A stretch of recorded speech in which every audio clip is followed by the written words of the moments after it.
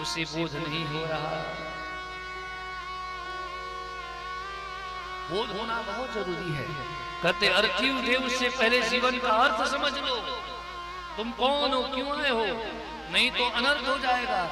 चिता जले उससे पहले हरि का चिंतन कर लो, नहीं तो अनर्थ हो जाएगा।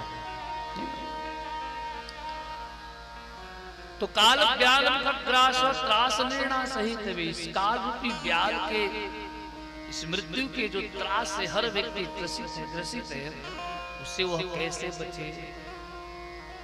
तो बोलते श्रीमद् भागवतम शास्त्रम कलौ कीरेण भासितम्।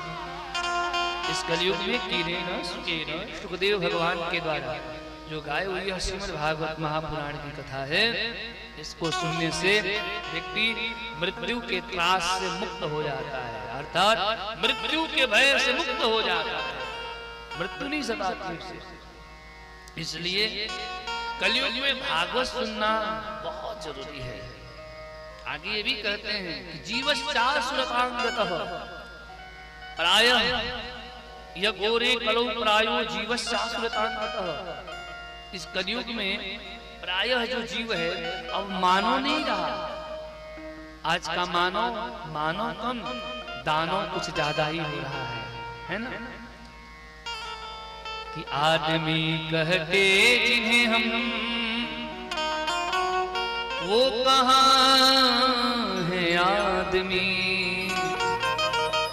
आदमी के डर से क्यों डर रहा है आदमी,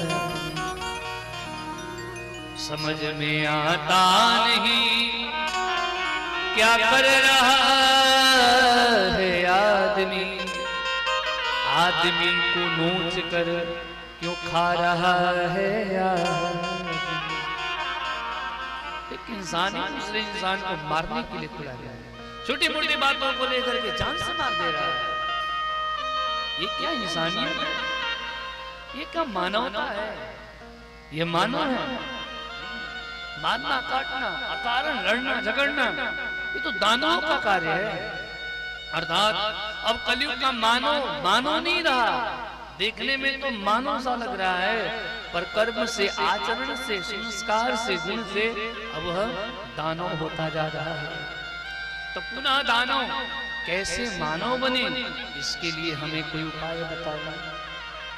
ये सूत जी से सौनक जी प्रश्न करो, सौनक जी सुना रहे हैं। अरे इंसान तो आज हर घर में जन्म ले रहा है, इंसान हर घर में जन्म ले रहा है, पर इंसानियत किसी किसी घर में जन्म ले रही है।